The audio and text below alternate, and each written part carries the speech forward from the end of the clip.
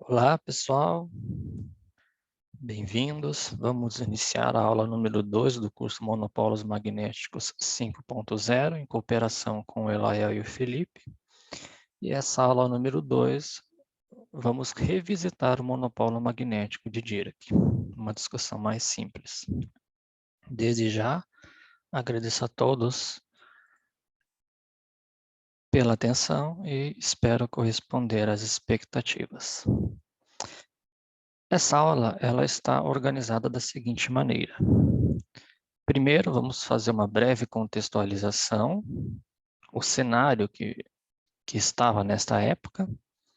Segundo, uma dedução heurística do trabalho do Dirac, de 1931. Terceiro, abordagens alternativas para a introdução do monopolo magnético. E, por último, as conclusões finais. Seguindo, então, com a breve contextualização. Na aula número 1, o Elael fez uma revisão histórica bem completa, uma discussão muito bonita. E vamos, assim, colocar o que estava naquela época rapidamente, né? 1923 é a chegada do Dirac na Universidade de Cambridge para fazer o doutorado dele.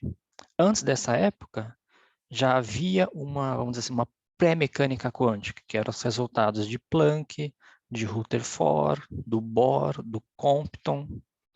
Destaca-se também que em 1905, entre 1907, há a entrada da relatividade especial por Einstein, 1915, a relatividade geral, 1925, Goldschmidt e Uhlenberg introduziu o conceito de spin, e o Heisenberg apresenta a mecânica matricial, que seria uma das pedras da mecânica quântica.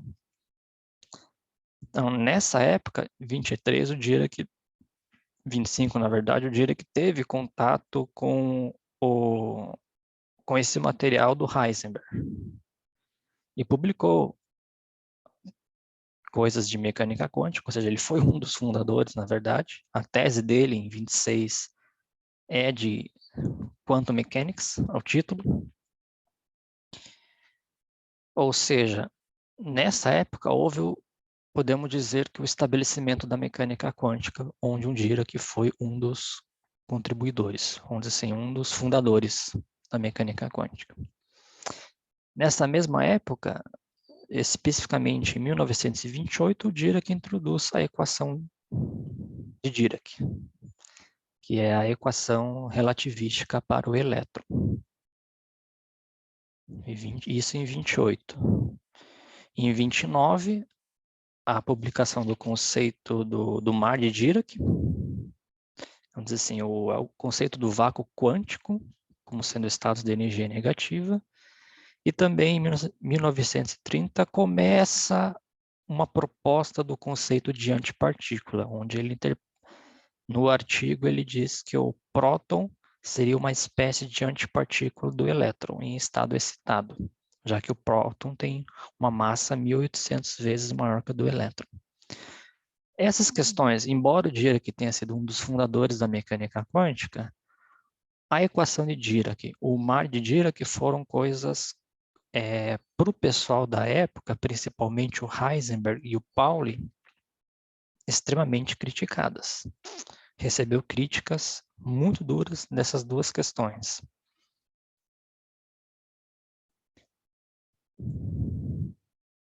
Aqui também destaca-se que em 1931, as únicas partículas conhecidas eram o elétron, o próton e o fóton. O fóton tem carga nula, o elétron carga menos E e o próton carga mais E.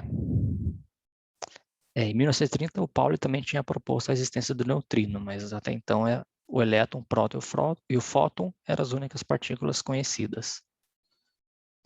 E aí Dirac se começava a perguntar por que a carga elétrica ela é um número n, que é inteiro. Naquela época o inteiro era que se observar era 0 e mais ou menos 1. Mas por que aparecer nesses valores, né? Porque a carga elétrica assim é elementar. E uma outra questão, né, da constante de estrutura fina. Se a gente colocar no sistema gaussiano e a gente combinar a carga elétrica ao quadrado e a velocidade da luz, que aqui eu denotei por C, e a constante de Planck sobre 2π, que é o chamado H cortado, se você combina essas coisas, isso vai dar aproximadamente 1/137, ou seja, um número puro, adimensional. E a razão por que a natureza escolheu isso, né? Por que 1/137 é tão especial assim? Essas duas questões, carga elétrica quantizada e constante de estrutura fina, foi uma das principais motivações para o Dirac introduzir o monopolo magnético em seu artigo de 1931. A gente vai analisar com mais calma isso ao longo dessa aula. Ou seja, a constante de estrutura fina, ela combina a carga elétrica, que vem do eletromagnetismo, a constante de Planck, que vem da mecânica quântica, e C, a velocidade da luz, que vem da relatividade. Ou seja, combinar eletromagnetismo, mecânica quântica e relatividade me dá um número adimensional, 1/137. Esse era o contexto, assim, o que estava por trás, motivando esse trabalho de 1931. E vamos agora colocar as referências fundamentais, assim, se a gente for os 3 trabalhos assim, do Dirac em que ele toca no conceito de monopolo magnético. O trabalho de 1931, vamos dizer assim, é a pedra fundamental, onde a questão do monopolo magnético é trazido no contexto da mecânica quântica. E também nesse trabalho ele dá uma explicação para a quantização da carga elétrica. Por que é um múltiplo da carga do elétron? Nesse trabalho de 31, que é, vamos dizer assim, é um nível graduação, dá para um estudante de graduação dar uma lida, entender algumas passagens. A cada vez que você lê, você entende um pouco mais do trabalho. Nesse momento, a gente percebe que no trabalho de 31, o Dirac ele é a favor da existência de monopolo magnético. Mesmo não tinha sido detectado, não conhecido. Ele prevê a existência, embora outros autores, como o Léo discutiu na aula passada, já tinham falado do monopolo, mas no contexto da mecânica quântica, é aí que entra. Nesse trabalho, então, a gente nota uma ideia, né, de você lançar uma partícula. Aqui também é lançado, são 3 problemas em um: a quantização da carga elétrica, o conceito da antipartícula, que já vinha sido trabalhado em 1930, mas aqui está melhor, e o monopolo. A coisa importante que acontece aqui é que em 31 entra o conceito da antipartícula, e em 1932, como eu ressaltei aqui, é descoberto o pósitron por Carl Anderson. E posteriormente ele ganhou o Nobel de Física em 36, justamente pela descoberta do pósitron. Então a antipartícula que o Dirac propôs, né, que é, vamos dizer assim, tem a mesma massa do elétron, só que a carga oposta ela tinha sido observada. Isso é extremamente importante, porque nessa época, com a introdução da equação de Dirac, do mar de Dirac, ele foi extremamente criticado pelo Pauli e por Heisenberg e outros autores, eram nomes fortes também na época. Mas uma descoberta da antipartícula foi extremamente importante para, vamos dizer assim, dar um gás na situação, dar aquela motivação de que você propõe algo e já no ano seguinte se tem uma descoberta da antipartícula. O trabalho de 48, assim, antes de entrar no 48, é importante também ressaltar que no 31, o Dirac introduz um objeto, ainda de uma maneira muito elementar, chamada corda de Dirac, que a gente vai entrar em mais detalhes posteriormente, que no fundo está associado a uma singularidade do campo magnético. Bom, em seguida no trabalho de 48, esse é um trabalho um pouco mais técnico, porque envolve alguns conceitos de relatividade especial. O Dirac elabora melhor o conceito da corda de Dirac, que seria uma quantidade não observável e semi-infinito. E, novamente, refaz a teoria do monopolo magnético, só que agora uma abordagem mais apurada. Então, assim, mais com os conceitos de relatividade especial agora. Esse trabalho de 48, ele recebe novamente, da mesma maneira que Dirac recebeu em 31, aqui também recebe duras críticas do Pauli, que de uma maneira sarcástica chamou Dirac de monopolion. Depois, em outras cartas, o Pauli reconheceu que, de fato, a teoria do magnético monopolo tinha uma certa beleza.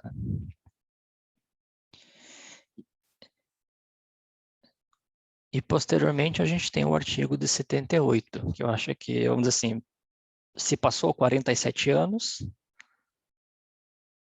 o bendito do monopólio ele não foi observado, então podemos dizer que é o artigo do desapontamento. Aquilo que esperou, mas não chegou, né? Se você dá uma olhada com carinho nesse artigo de 78, que é um pouquinho mais simples de ler do que o do 48, eu diria que, de uma certa maneira, justifica, né, que a principal motivação dele na época de 31 era explicar que a carga elétrica era quantizada, como eu coloquei, e também esse valor da constante de estrutura fina. Essa, na verdade, foi a grande procura da vida do Dirac, se você pode resumir, né? Porque o elétron é fundamental. Então, esse paper, ele, vamos dizer assim, tenta justificar algumas coisas, né? A primeira, da questão da corda de Dirac, que é o chamado veto de Dirac, que diz que o elétron não passa na região da corda, que seria singular. E aqui a gente fica assim, um trabalho do Dirac de uma revisão, né, de um panorama do que foi feito após 31 e a visão dele. Como aconteceu em 31, né, que ele prevê a antipartícula, em 32 o Anderson descobre, aqui acabou não acontecendo, estamos há mais de 90 anos esperando o monopolo magnético aparecer no contexto de física de partículas. Eu coloquei algumas referências assim, essas são referências, vamos dizer, como o monopolo magnético ele aparece em biografias sobre Dirac. A primeira é do dinamarquês e um historiador da ciência, o Harold Craig, e tem esses dois livros. Esse primeiro, se você procurar o capítulo 10, Just Disappointment, acho que aqui se referindo talvez ao artigo de 78, vamos dizer assim, né? Que esperou, mas não foi detectado o monopolo. No capítulo desse livro, é extremamente interessante a maneira com que o autor aborda, que você tem um historiador da ciência, mas ele coloca a discussão do monopólio magnético com equações, mas também com história, né? É uma abordagem diferente do que você vai encontrar nos livros. Então tem relatividade especial. No segundo que eu coloquei aqui, Sample Dirac, se você buscar o capítulo 4,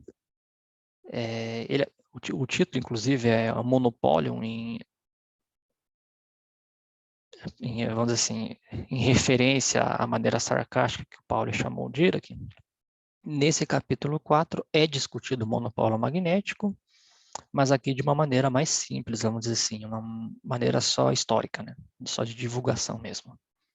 Eu coloquei aqui o site, dá para ver online o capítulo. Tem esse outro livro, do Abraham Pais, Jacob, do Olive, do Atiyah, que é o Dirac, o Homem e o Seu Trabalho. E nesse aqui a gente tem o Abraham Pais, é um historiador da ciência, e a contribuição dele nesse livro é discutir a vida e o trabalho do Dirac. Em seguida você tem o Maurice Jacob, que já é um físico da parte das interações fortes, e a contribuição dele nesse livro seria falar da antimatéria. Terceiro, David Olive, é um físico, vamos dizer assim, ele é especialista, tem várias contribuições no contexto da dualidade, que a gente vai entrar mais adiante, e também um especialista em monopolo magnético. Ele ficou responsável, vamos dizer assim, para discutir o monopolo, que é o capítulo 3 desse livro. E é muito interessante, ele faz uma discussão combinando a história com uma visão crítica de monopolo magnético, ou seja, alguém que é especialista em monopolo magnético, mas fazendo também uma revisão histórica. Então, a maneira com que aparece a discussão do monopolo aqui vale a pena dar uma leitura. E por último, o Michael Atiyah, que é, vamos dizer assim, um matemático brilhante, especialista em geometria e um simpatizante da física, alguns até consideram ele um físico matemático. A contribuição do Atiyah seria discutir a equação de Dirac e sua geometria. Nesse livro, Paul Dirac, The Man and His Work, dou uma sugestão de olhar o capítulo 3, a contribuição do Olive. Se vocês querem, talvez ter uma visão diferente do que seria, do que é uma discussão do monopolo magnético. E por último, o livro do Graham Farmelo, que é vamos dizer assim, um escritor da ciência. Esse livro ele recebeu vários prêmios e destaque, porque ele segue ele fala da vida do Dirac e tudo, mas de uma maneira de um roteiro histórico. Ele é bem detalhista, ano por ano. É uma biografia do Dirac. E claro, não tem exatamente um capítulo especial para o monopólio. Ele faz ano por ano. Daí, evidentemente, se a gente pegar os anos em que saiu os artigos, vai ter comentários do monopólio. Então, eu destaco esses 4 livros aí, se alguém quiser ver o monopólio magnético, mas de uma visão discutido na biografia sobre Dirac. Vale a pena dar uma olhada. Vamos então começar a discussão para a gente chegar no monopólio magnético. Mas antes, falar um pouquinho das equações de Maxwell. A primeira, divergente do campo elétrico, é 4πρ. Aqui eu estou adotando o sistema de unidades gaussiano. E é a lei de Gauss, ou seja, uma densidade de carga elétrica pode gerar um campo elétrico. A segunda, o rotacional do campo elétrico, é menos 1 sobre C, a derivada temporal do campo magnético, que é a lei da indução de Faraday. O quarto, o rotacional do B, é 4π sobre C, densidade de corrente, mais 1 sobre C, a derivada temporal do campo elétrico, que é a equação de Ampère-Maxwell. E por último, divergente de B igual a zero, ou seja, a equação e a afirmação de que não existe monopólio magnético. Ou, colocando na forma integral, você tem que a integral de superfície, uma superfície fechada, do campo magnético, escalar ds, onde é o elemento de superfície, isso aqui é igual a zero. Essa equação divergente de B igual a zero nos diz que, vamos dizer assim, o campo magnético, se ele existir, só tem uma estrutura de dipolo ou multipolos, mas não monopolo. E na forma integral, a gente pode dizer que isso aqui significa a integral da superfície sendo nulo, o fluxo é nulo. A integral de uma superfície fechada S, esse fluxo vai ser nulo, ou seja, as linhas de campo elas circulam, elas nunca começam ou terminam no ponto. E isso, vamos dizer assim, não permite que você tenha um monopólio magnético, porque qualquer linha de campo magnético que entra no volume, ela deve sair, ou seja, as linhas de campo têm que ser fechadas, imitando uma estrutura, por exemplo, de um dipolo. Isso seria a parte matemática dizendo que não existiria um monopólio magnético. Continuando, né? Uma outra coisa importante é que a gente pode descrever os campos eletromagnéticos através do potencial vetor escalar. O B como sendo rotacional de um potencial vetor A e o campo elétrico sendo menos o gradiente de um potencial escalar φ menos 1 sobre C derivada temporal do potencial vetor A. E aqui começa, né, vamos dizer assim, a discussão que a gente vai chegar. Na mecânica quântica, no contexto não relativístico, o acoplamento de uma partícula com o campo eletromagnético é feito através desses potenciais A e φ.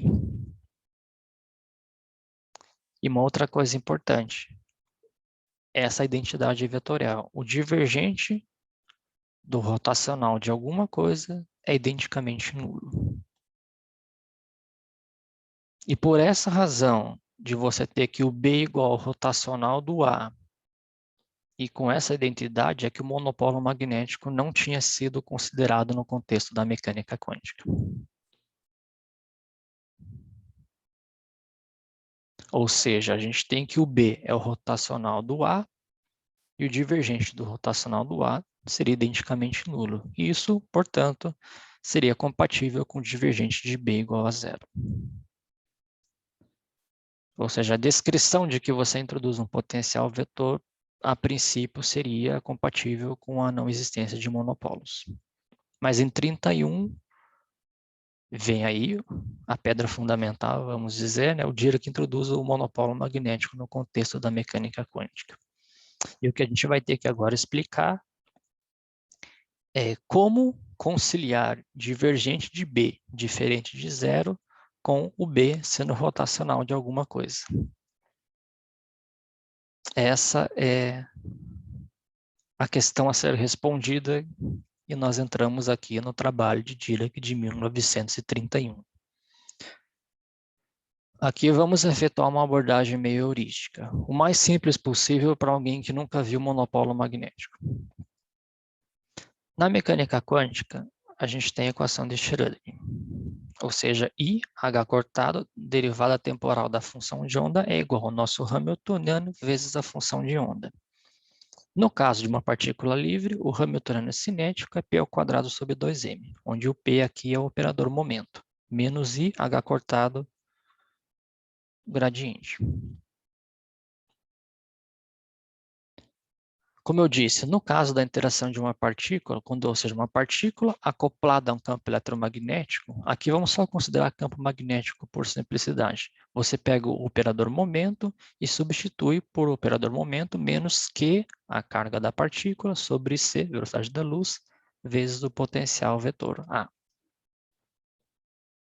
Vamos considerar o caso que o campo é independente do tempo, ou seja, o A é apenas uma função da posição. Fazendo essa prescrição, a gente obtém essa equação aqui. E aí vem a questão, podemos notar que se você efetuar essa mudança, né, do π para um π', sendo um fator exponencial i, a carga da partícula, uma função lambda de x dividido por h cortado c, você faz essa mudança na função de onda e faz essa mudança no potencial vetor, ou seja, o potencial vetor, a linha é igual ao potencial A mais o gradiente dessa função lambda, a equação não muda. Ou seja, a equação ela é invariante perante essas transformações. Transformações de calibre, ou também conhecido como as transformações de gauge. Existe essa invariância nessa equação. Você pode mudar a função de onda e o potencial vetor e a equação fica inalterada.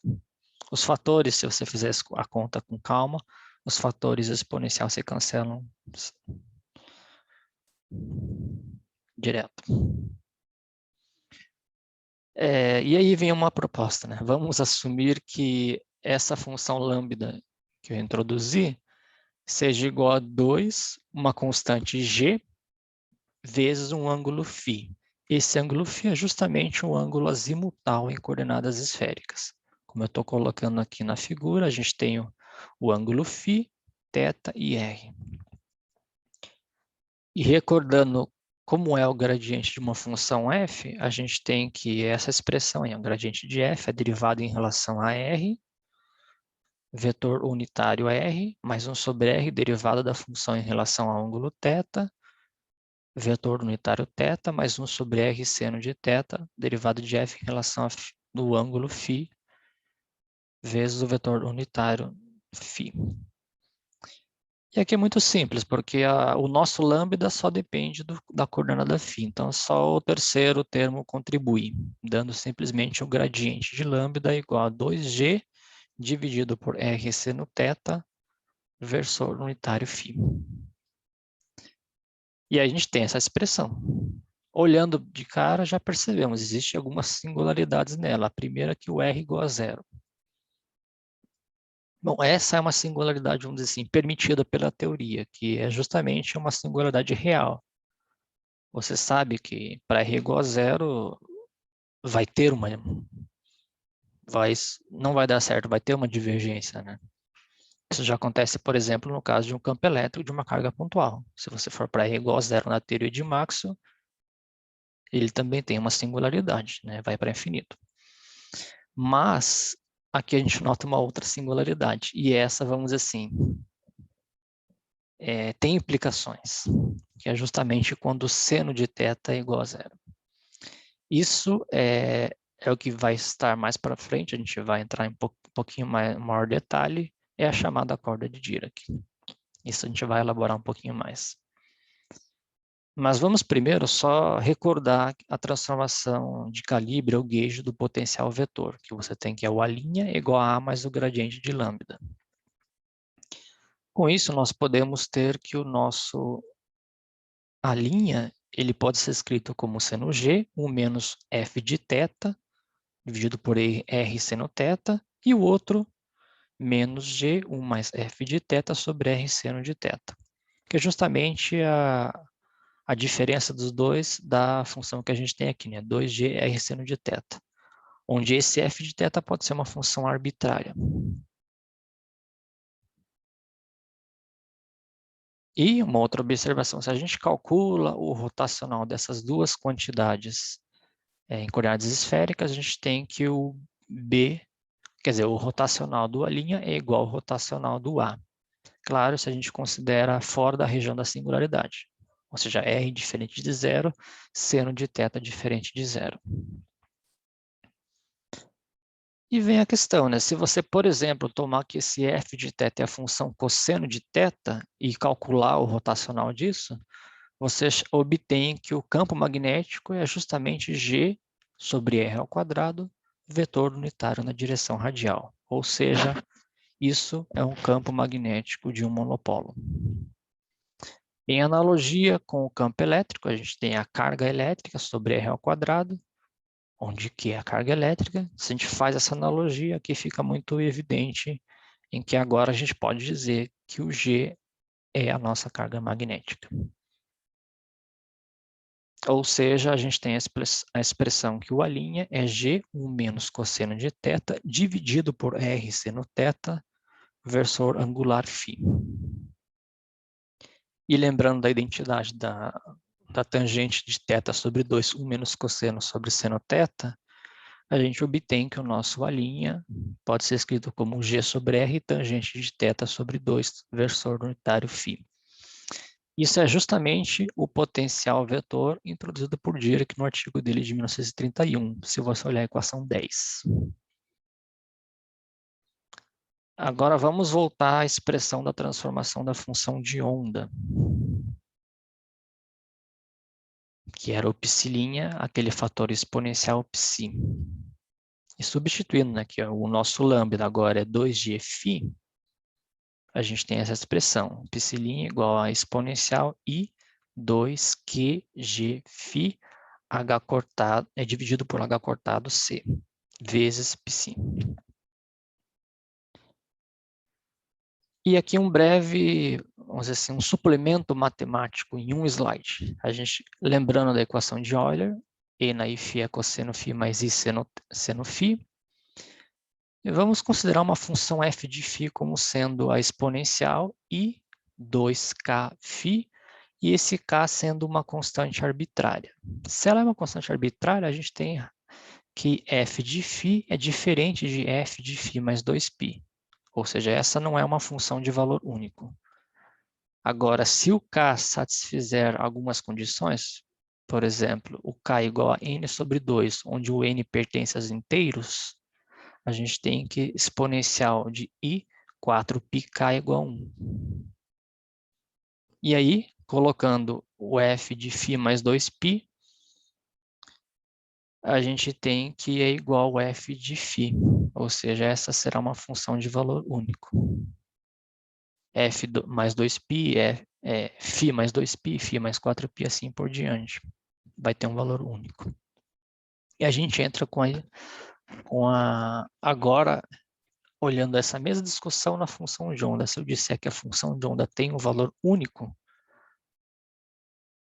aquilo que faz o papel de K é justamente G, que é sobre H cortado C. E isso tem que ser N sobre 2, N pertencente aos inteiros. Ou seja, a exigência de que a função de onda tenha um valor único nos leva à condensação da carga elétrica. Isso supondo que existe um monopolo. E vamos colocar assim, que existe aqui G igual a G0 seja a carga magnética elementar. Aí você substitui nessa expressão, colocando em evidência a carga elétrica. Isso é igual a NE, onde a carga elétrica agora vai ser interpretada por isso, H cortado C, dividido por 2, vezes a carga magnética elementar. E a gente tem que a carga elétrica é igual ao múltiplo inteiro da carga elétrica, ou seja, a quantização da carga elétrica.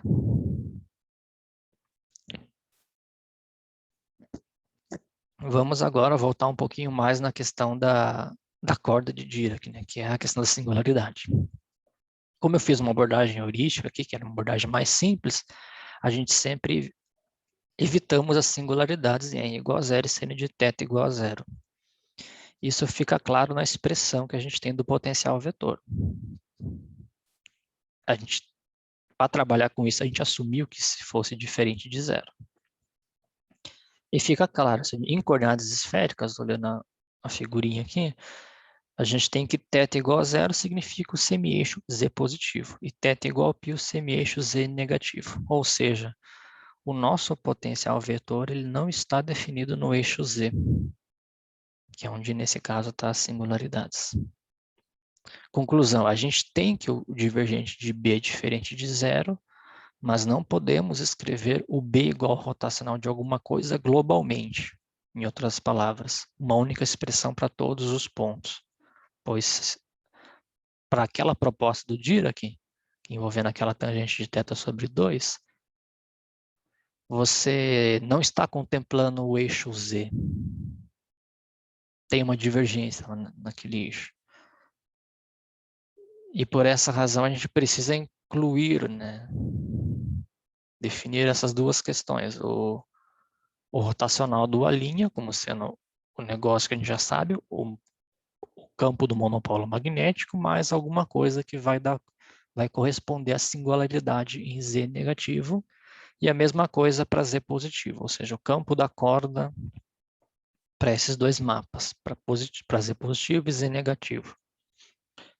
Aqui eu fiz uma abordagem mais simples, vamos dizer assim, é o primeiro contato que alguém tem com o monopolo magnético, então eu não entrei nas sutilezas e nas coisas mais complexas.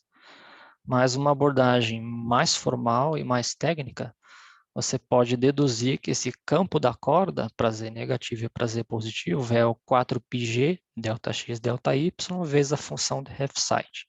E aqui fica claro o versor Z unitário. Ou seja, essa para Z negativo e essa para Z positivo. Só lembrando, θ é função de Heaviside, ou chamada também a função de grau. Ela é 0 se Z negativo e 1 se Z positivo. E delta de x refere-se a delta de Dirac no eixo x. Ou seja, infinito se for no ponto x igual a 0 e fora disso, da região x diferente de zero, ela é igual a zero. Analogamente, para delta de y, é a função delta de Dirac no eixo y. Ou seja, esse campo magnético da corda, ele possui singularidades, né? Algo que ainda não seria observável. Muitos autores criticam isso. Ele está lá, ele aparece junto com o monopolo, mas você não observa. Então, houve, assim, na comunidade, muitos artigos tentando introduzir o monopolo sem a corda de Dirac. Então, assim, tentando escapar das singularidades. Retornando no slide, a gente vê que tem até um produto de deltas, e para um matemático isso é terrível, né? Mas se você está fora da região, ou seja, x diferente de zero, esse negócio é zero, e você só vai ver o campo do monopolo magnético. Ou seja, evitando essa região, não teria problemas. Bom, como eu disse, essa é uma primeira abordagem, então eu fiz uma discussão mais heurística e vamos dar os devidos créditos. Aqui eu me baseei muito na discussão do artigo do Ricardo Heras, esse artigo na Revista Contemporânea Physics de 2018, um artigo muito bom, recomendo a leitura, porque a maneira com que ele faz a discussão do monopólio é incrível, acho que são outras discussões também. Uma outra observação é o livro do Jackson, de Eletrodinâmica Clássica, terceira edição de 1999. Ele tem uma discussão bem interessante da corda de Dirac. Como eu coloquei uma representação, a gente tem nessa figura aqui o monopolo magnético mais a corda de Dirac. A corda de Dirac aqui eu estou colocando como se fosse vários dipolos magnéticos infinitesimais. Claro, quando você fizer a integração, você obtém a corda de Dirac. Ou também você pode imaginar como sendo um solenoide, né? Um fio enrolado para interpretar a corda de Dirac, bem enrolado no caso. Se você, neste contexto que a gente colocou, colocar a corda de Dirac no eixo Z e fizer todas as contas conforme o Jackson, você reobtém aquelas expressões que eu coloquei anteriormente. O artigo do Ricardo Heras também discute, dá uma mastigada nas contas do Jackson. Não são contas simples, são contas que um aluno de graduação consegue fazer, mas toma um certo tempo para reproduzi-las. E essas duas referências são interessantes. Agora vamos para uma abordagem diferente, que é explorando a dualidade. Se a gente considerar as equações de Maxwell na presença de monopolo, novamente no sistema gaussiano, agora introduzindo a densidade de carga elétrica, ρ de E, densidade de carga magnética, ρ de M, a densidade de corrente elétrica e magnética, JE e JM, respectivamente. A gente tem essas generalizações aqui. Essas são as equações de Maxwell na presença de um monopolo, aqui divergente de B diferente de zero, justamente ele é 4π a densidade de carga magnética, e também estamos assumindo que possa ter uma corrente gerada pelo monopolo magnético, um J de M aqui. Essa seria assim a extensão das equações de Maxwell para a presença do monopolo magnético. Bom, note que se você manipular essas equações, você pode mostrar que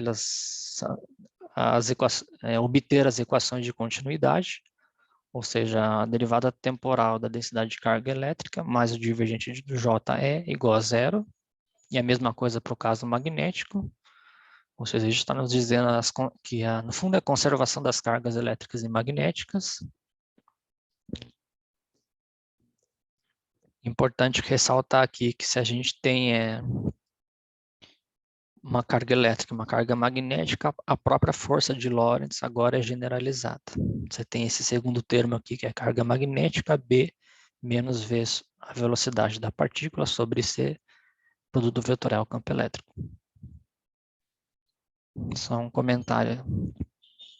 E a questão é, eu posso fazer essa chamada transformação de dualidade, ou seja, substituir o campo elétrico por um campo elétrico E' cosseno mais B' seno, e transformações análogas para o campo magnético, para as densidades de carga e as densidades de corrente, onde esse θ é arbitrário, só observando que o quadrado das densidades é preservado, né? Vamos dizer assim, o ρ de E ao quadrado mais ρ de M ao quadrado é igual ao ρ' de E ao quadrado mais ρ' de M ao quadrado. Aqui eu coloquei nessa figura só para deixar explícito, por exemplo, nesse caso, esse vetor R, ele nos dá um círculo. Isso tem que ser respeitado para o sistema linha ou para o sistema não linha. O quadrado deles é respeitado. Nesse caso, a gente tem a situação em que, pelo vetor que eu coloquei aqui, você tem uma densidade de carga elétrica negativa e uma densidade de carga magnética positiva. O importante é, as equações de Maxwell, elas ficam invariantes perante essa transformação. Ou seja, se eu fizer aquelas mudanças do E por sistema não linha para o sistema linha, eu tenho exatamente as equações de Maxwell anterior, só que agora substituindo B', J', E' e assim nas outras três equações. Ou seja, não muda para θ arbitrário. Em outras palavras, né? Na presença do monopolo magnético, as equações de Maxwell também possuem uma simetria de dualidade. Você pode fazer essa mudança e elas não ficam inalteradas. E aí vem algumas justificativas, assim, de muitos livros, né? Colocar uma frase famosa do Dirac que ele escreveu num quadro negro em Moscou em 1955, que as leis da física deveriam ter uma beleza matemática. Ou seja, se você coloca um monopolo magnético, você ainda tem uma outra questão que é a dualidade, né? Uma simetria de dualidade. Você pode fazer essas mudanças nessas quantidades, as equações ficam invariantes. Então é bonito isso. E aqui eu coloco como bônus esse artigo do Dirac, a relação entre a matemática e a física, entre 38 e 39. E se você procurar ler esse artigo, é bem interessante, não é um artigo técnico, assim, é um artigo mais uma conversa, vamos dizer assim. E procure ver quantas vezes o Dirac cita a palavra beleza, várias vezes. Então, para ele, a estética também era importante, vamos dizer assim, né? Era bonito você escrever as leis de uma forma simples e bonita. Alguns apelam para a simetria de dualidade para introduzir o monopolo magnético. Embora a simetria de dualidade em si, ela existe no vácuo também, como a gente vai ver. Algumas observações aqui. A primeira é que esse θ é arbitrário, pode ser qualquer ângulo. Ou, em outras palavras, não é um ângulo físico. Se você toma θ igual a 90 graus, a gente tem que é como se o campo elétrico e o campo magnético invertessem os papéis. O E vai no B', o B vai no menos E', e as mesmas coisas acontecem com as densidades de carga e corrente. Ou seja, inverte o papel. Por último, o que nos está mostrando é que a transformação de dualidade é uma questão de convenção, pois a gente pode dizer que uma partícula tem apenas carga magnética, apenas carga elétrica ou uma mistura das duas, o que é conhecido na literatura como um dion, algo que tem carga elétrica e carga magnética. É uma convenção, a gente escolhe. Você pode ir para o sistema linha, onde você redefine as coisas. A convenção que se adota é que o elétron é aquele que tem o Q de E menos a carga elétrica e a carga magnética nula. Então, isso é o que eu vou definir como elétron. O monopolo magnético é o contrário, é algo que tem uma carga magnética diferente de zero e uma carga elétrica igual a zero. O próton é o que tem uma carga elétrica mais E, e vamos dizer assim, a carga magnética nula. Para o teórico, o próton tem carga magnética nula. Para o experimental, ele vai dizer que é aproximadamente zero, com uma precisão absurda de 10 na menos 20.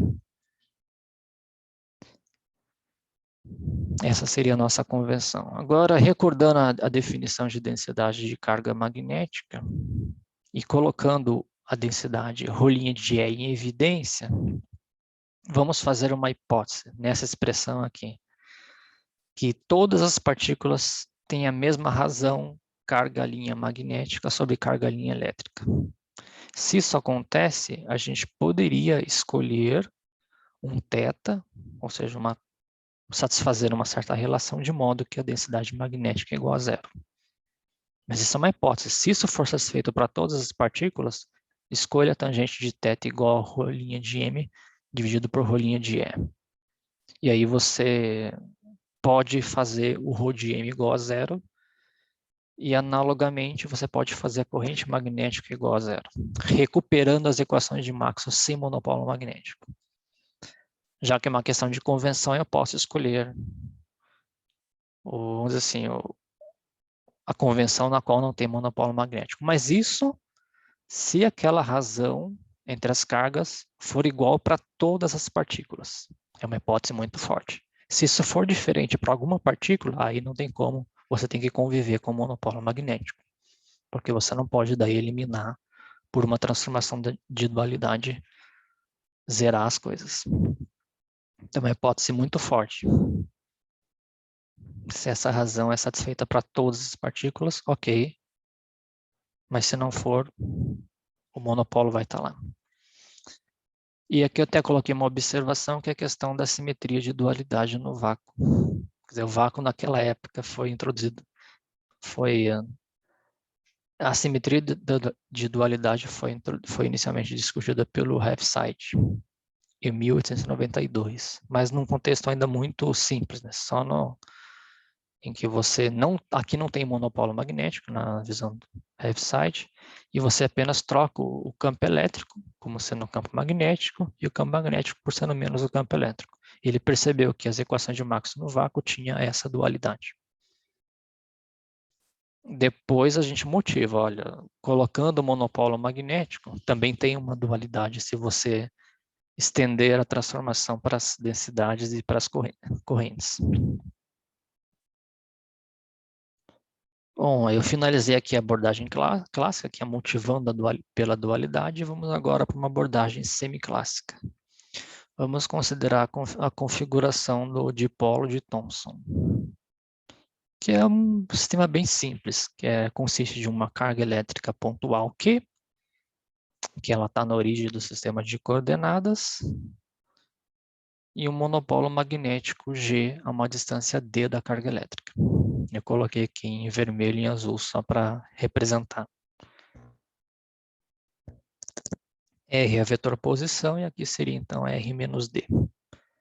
E tanto a carga elétrica quanto o monopolo magnético estão em repouso, isso é importante. Essa configuração ela foi analisada por Thomson em 1904 e ficou conhecida como dipolo de Thomson, ou seja, o conjunto carga elétrica monopolo magnético. Essa aqui é uma referência, o livro do Thomson, de 1909, essa aqui é a 4ª edição. A questão do dipolo de Thomson ela foi discutida em 1904, pelo que eu li em um artigo do Thomson e no próprio livro. Eu só consegui baixar a 4ª edição, mas houve uma 3ª edição de 1904, e alguns autores dizem que nessa edição de 1904 já discutia o dipolo de Thomson. Eu estou citando a 1909, que é o que talvez vocês consigam baixar, né? Vamos então analisar esse sistema. Se estão em repouso, o campo elétrico é o que é gerado pela carga elétrica, que é o nosso Q sobre R2, vetor unitário na direção R, e o campo magnético é o campo do monopolo magnético. Aqui, no caso, R menos D. A gente está querendo ver qual é o campo elétrico e magnético nesse ponto aqui. Claro, essas quantidades satisfazem o divergente de E, a densidade de corrente, é 4π, Q vezes a delta de R, ou seja, a carga elétrica está na origem, e o outro divergente de B é 4π, carga magnética, e o vezes a delta de R menos D, porque a carga magnética está num vetor D, na posição D. Analisando o momento angular desse campo eletromagnético, lembrando, o momento angular de uma partícula pontual é R vetor P. Então, você tem o vetor R, e o que faz o papel do momento eletromagnético seria o E vetor B. Aqui no sistema de unidades fica 1 sobre 4πc, e faz a integração nisso no espaço. Isso seria o momento angular do campo eletromagnético. Utilizando essa identidade vetorial do produto com duplo produto vetorial, e a gente substituir no campo elétrico a expressão anterior, a gente obtém diretamente essa expressão aqui para o momento angular. Fica aqui sobre 4πc integral dessa quantidade aqui. E aí vem algumas manipulações que eu não vou fazer até por questão de tempo, mas você utilizar identidades vetoriais, integrações por partes, mostrar que as integrais de superfície se anulam. Por exemplo, você utilizar essa identidade, o gradiente de 1 sobre R é menos R sobre R ao cubo, ou seja, várias etapas, mas são coisas que dá para fazer, leva um pouco de tempo. O que você consegue mostrar é que o momento angular associado ao campo eletromagnético é dado por essa expressão aqui. As contribuições que sobram. Q sobre 4πc, R, vetor R sobre R, divergente de B, e faz integração no espaço. Mas o divergente de B é 4π vezes a delta. E utilizando a propriedade de filtragem da delta, a gente tem QG sobre C, versor unitário na direção D. Isso é importante. Ou seja, a gente tem que o momento angular associado ao campo a esse dipolo de Thomson, ele independe da distância de separação entre a carga elétrica e a carga magnética. Essa afirmação, vamos dizer assim, uma afirmação clássica, estamos nos colocando em 1909. Essa foi feita por Thomson no livro dele. Isso, se você for lá, eu baixei o livro e olhar a página 532, ele fala o momento relacionado a um polo magnético e um ponto eletrificado, ou seja, uma carga pontual. Nesse artigo nesse livro do Thomson, ele afirma que o momento associado ao momento angular do sistema monopolo magnético, carga elétrica, aqui ele fala também do éter. Isso deve permanecer constante, independente da distância da separação. Vamos colocar assim, né? Em 1909 a gente ainda não... A relatividade especial ainda estava começando a ser amadurecida, que era 1905, 1907, os primeiros trabalhos de Einstein. Então essa afirmação por Thomson levava em consideração o éter também. Mas é incrível que mesmo nessa época já se considerou e obteve esse resultado que a gente está fazendo aqui. Claro, Thomson fez até difícil entender a conta que ele fez. Se você for no livro ó, de 1909 e procurar entender a maneira com que ele chega é mais complexo. É uma outra maneira, aqui a gente fez uma maneira mais simples assim. Mas nessa página que se você ler, explicitamente ele diz que esse momento angular deveria permanecer constante, independente da distância. É incrível, né? Como se chegou nisso. E vem a questão agora, bom, a gente tem esse resultado. E se eu colocar o tempero da mecânica quântica, vamos dizer assim, o requerimento de que o momento angular deve ser quantizado em unidades de H cortado sobre 2. Por exemplo, tomar esse vetor unitário D no eixo Z, né? A gente tem exatamente que essa quantidade aqui, QG sobre C, tem que ser NH cortado sobre 2, onde o N pertencente aos inteiros. Ou seja, a gente reobtém a condição de quantização de Dirac, combinando, vamos dizer assim, um resultado clássico do dipolo de Thomson com o requerimento da mecânica quântica. Em outras palavras, basta que exista apenas um monopolo magnético no universo, mesmo que esse monopolo esteja à distância galáctica da carga, e isso já me diz que a carga é quantizada. Essa questão de combinando alguns trabalhos do dipolo de Thomson com argumentos de mecânica quântica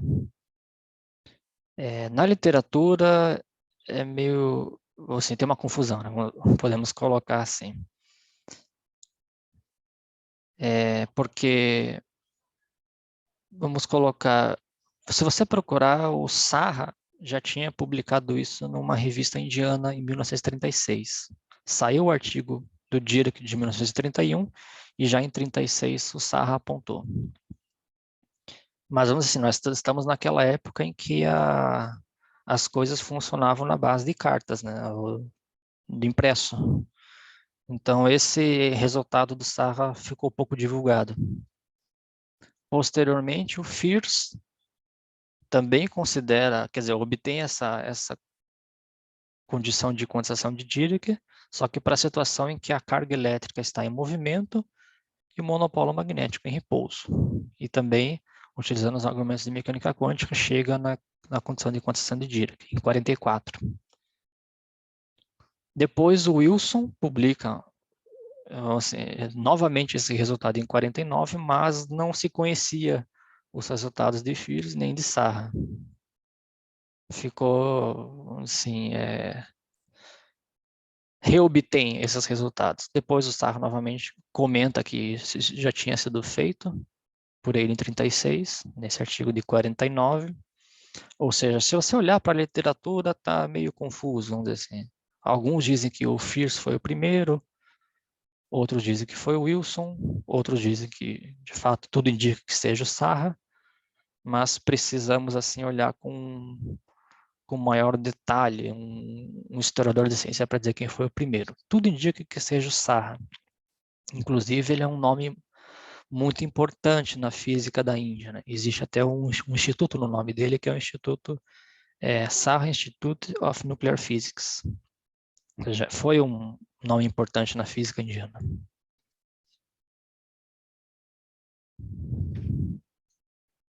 E essas conclusões que a gente chega, né? Em base nessa aula número 2, discutimos a abordagem de mecânica quântica, o trabalho de Dirac de 1931. A gente viu aqui uma abordagem heurística, mas o que é importante na questão? A gente introduz o monopolo magnético e a exigência de que a função de onda tenha um valor único. Disso sai a condição de quantização de Dirac. Mas o fato de você introduzir aquele potencial vetor, isso nos traz algumas singularidades que é muito debatida na literatura, que é a corda de Dirac. Ou seja, você paga um preço, né? Para introduzir o monopolo, você também vem junto à corda e as pessoas tentam evitar a corda, já que não seria um observável. Em seguida, fizemos uma abordagem clássica, que é motivada pela dualidade. Na presença de monopolo magnético, você tem a simetria de dualidade. Mas ela existe, quer dizer, você estende a simetria de dualidade. A dualidade existe sem o monopolo magnético. Mas se você colocar, você ainda ela existe, né? E terceiro é a abordagem semiclássica, que é você combinar o dipolo de Thomson, que é o sistema carga elétrica e monopolo magnético em repouso. Você calcula o momento angular disso e utilizando quer dizer, o requerimento de mecânica quântica de que o momento angular é quantizado, você obtém a condição de quantização de Dirac. E isso fecha a nossa aula número 2. Obrigado pela atenção e nos vemos na próxima aula. Tudo de bom aí.